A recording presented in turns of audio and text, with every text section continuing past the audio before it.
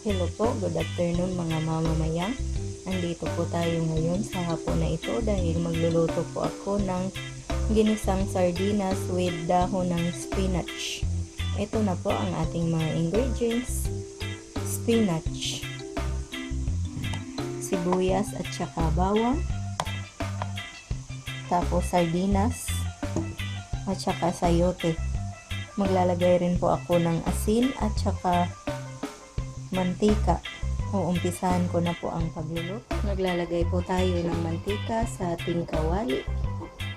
Olive oil po itong mantika na gamit ko. Yan po.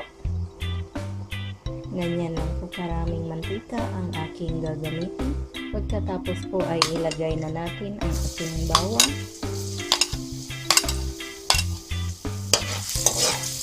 Haluin lang po. Ngayon pong medyo nag-brown na siya ay ilagay ko na po ang ating sibuyas.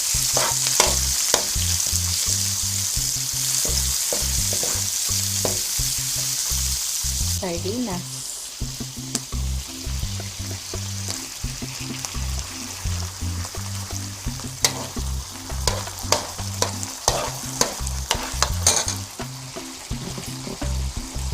Ngayon po mga mamamayang ay isusunod ko na po itong ating sayote.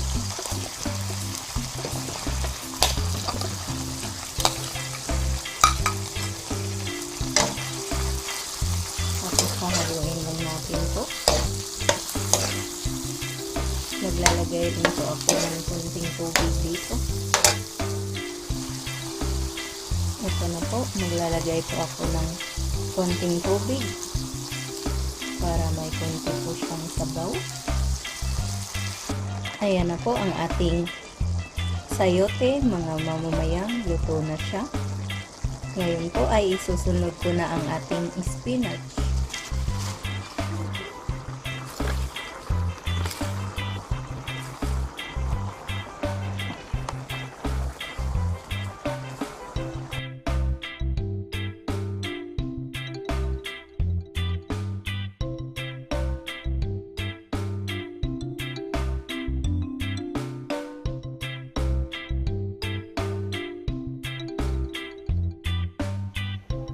Ito na po mga mamamayang ang ating sayote with spinach.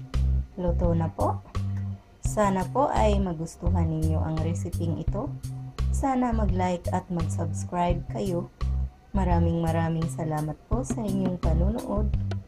Ito po ang inyong Ate Mayang na nagsasabing mabuhay.